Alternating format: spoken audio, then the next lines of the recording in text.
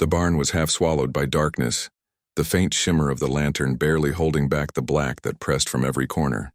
The rain outside had turned the earth into thick mud, and every drop that hit the roof above sounded like the heartbeat of the night. Slow, deliberate, relentless. Emma could feel the ache in her wrists, the rough fiber of the rope gnawing at her skin each time she tried to move. Her breath came out in shallow bursts, a mix of fear and exhaustion. She didn't even know how long she'd been there, only that the sun had long fallen and the cold had begun to creep deep into her bones. Somewhere outside, she heard hooves. The sound echoed faintly through the storm, distant but growing closer. Her heart leapt and sank all at once. She wanted to scream for help, but her voice was raw from crying. She didn't know if it was friend or foe riding toward her, and part of her feared it was the same men who had tied her there, coming back to finish what they'd started. Her pulse raced and she tried to press herself against the post, making herself smaller in the shadows. The barn door flew open, wind and rain bursting inside.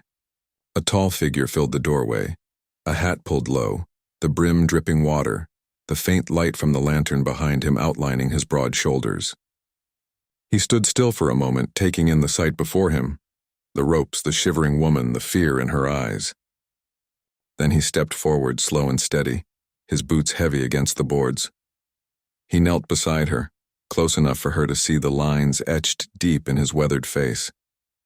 Jacob Cole had been riding half the night, following the broken trail that led from the burned-out wagon in the canyon. He hadn't expected to find anyone alive, but the hope that maybe, just maybe, he could save someone had driven him on through the rain. Now, seeing her there, bound and trembling, he felt something in his chest twist. He reached out, his hands hovering just above the ropes as if afraid to hurt her more. His voice, when it came, was low and rough, like gravel dragged over stone. He asked her if she could hear him, if she was hurt badly. She nodded, her voice too small to answer properly. The look in her eyes was wild and broken, and he could see she didn't yet know whether to trust him. Jacob took out his knife, the edge catching the dim light. He moved slowly, carefully cutting at the knots around her wrists. Each strand gave way with a faint snap. When the ropes fell, her arms dropped weakly into her lap, blood returning to her fingers with a painful rush. He saw her wince but said nothing, moving instead to free her ankles. That was when he noticed the last knot tied cruelly beneath the folds of her torn dress, hidden from view. He hesitated only a second before lifting the edge of the fabric enough to reach it, his eyes fixed not on her but on the rope. His fingers worked quickly, the knife sliding beneath the final twist of hemp until it came loose. The moment she was free, her strength seemed to leave her entirely. She slumped forward and he caught her before she hit the ground. Her body was cold to the touch, soaked from the rain and trembling uncontrollably. He shrugged off his long coat and wrapped it around her shoulders, tucking it close. She clutched at it as if it were the only thing holding her together. Jacob carried her to a pile of old hay near the lantern, easing her down gently. The warmth of the small flame painted gold over her pale face, the streaks of dirt and the bruises that marked her skin. He saw the way she tried to speak, her lips forming words that wouldn't come. So he spoke first, telling her she was safe now, that nobody would harm her again. She stared at him for a long moment, as if trying to measure the truth in his words. Then finally, a single tear slid down her cheek. Outside, thunder rolled across the plains like the growl of some great beast. The storm was easing, the rain slowing to a steady drizzle, but the air still smelled of lightning and fear. Jacob stood looking toward the open door. The tracks outside were already filling with water, the evidence of whoever had done this fading by the minute. He clenched his jaw, knowing that if he didn't move soon the trail would be gone, but he couldn't leave her. Not like this. He walked back to her side, crouching again. Her eyes fluttered open and she whispered something he could barely hear. He leaned closer and she said she didn't know why they'd taken her, only that they'd been looking for someone, a man who owed them. Her husband, she said, or what was left of him. The words came out fractured, broken by sobs she could no longer hold back. Jacob said nothing, only rested his hand lightly on her shoulder, steadying her. Minutes passed like hours. The storm moved farther off, leaving behind a silence that felt fragile, as if one wrong sound could shatter it. Emma's breathing began to slow, the shivers easing as the warmth of his coat and the closeness of the lantern reached her. Jacob rose once more, found a canteen on the nearby shelf and offered her a sip of water. She drank greedily, then looked up at him with something new in her eyes, not fear, not quite trust, but the first glimmer of belief that she might live through the night. Jacob turned his gaze toward the far corner of the barn, where the ground was marked with boot prints and scuffs. He followed them with his eyes, reading the story they told. 2, maybe 3 men. They'd come in fast, tied her, left in a hurry. One had dropped something, a broken piece of leather strap, maybe from a saddle.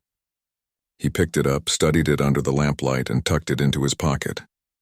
He'd seen that make before, sold by a trader 2 towns over. It was a lead and he'd take it, but not tonight. When he came back to her, she was watching him closely. Her face was pale but steadier now, her voice still hoarse when she asked if he was going after them. He nodded once, saying he would, but not before getting her to safety. The nearest town was half a day's ride, and the trail wouldn't last that long in the rain. But some things mattered more than revenge. He told her she'd be riding his horse and he'd walk beside her if he had to. She tried to protest, weakly shaking her head, saying she'd slow him down. But he silenced her with a look that allowed no argument. He went outside to check the horse, tightening the saddle straps, brushing the rain from the animal's coat. The storm had passed enough that the moon now fought through the clouds, laying pale light across the wet ground. It turned the landscape ghostly, quiet. When he looked back at the barn, he saw her standing in the doorway, leaning against the frame for balance. She looked small there, wrapped in his oversized coat, her hair clinging damply to her face. He helped her mount, steadying her as she swung one leg over. The horse shifted, sensing her unease, but Jacob's calm voice soothed both rider and animal alike. He took the reins, leading them out into the night. The land stretched open before them, endless plains broken by the dark shapes of distant mesas. The rain had turned to mist curling low over the earth. They moved slow, the only sound the quiet clop of hooves and the whisper of wind through wet grass. Every so often she would look down at him, walking beside the horse, and try to speak, but the words never quite came. He didn't press her. Sometimes silence said enough. After a while, the first faint light of dawn began to bleed into the horizon, painting the clouds in soft streaks of gold and rose. They reached a small ridge overlooking a creek where Jacob decided to stop and rest. He helped her down, guided her to a flat rock, and started a small fire with dry bark from his saddlebag. The flame came to life slowly, flickering against the new morning. She warmed her hands near it, the tremble in her fingers finally fading. When she looked up at him sitting across from her, she studied his face as if memorizing it. The hard lines, the steady eyes, the quiet way he carried himself, there was something unspoken between them. Something built not from words but from what they'd both survived. She whispered that she didn't even know his name. He told her softly, and she repeated it like it was something precious. For a long time, neither spoke again. The world was waking around them. The cry of a hawk, the rush of the creek below, the rustle of the prairie grass.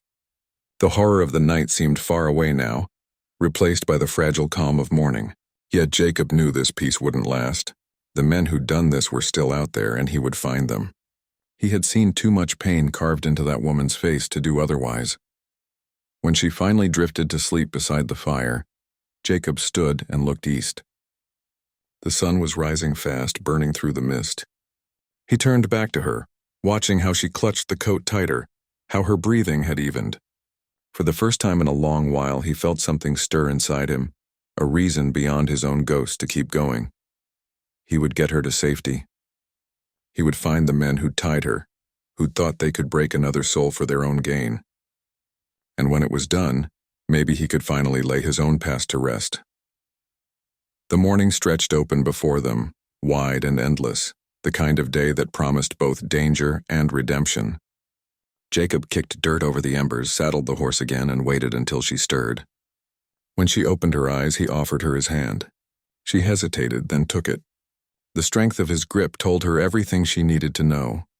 They rode on in silence, the prairie wind at their backs, the sun climbing higher. The storm was behind them now, but its memory clung to them both, the reminder of fear, of survival, and of the quiet courage that rises only after everything else has fallen away.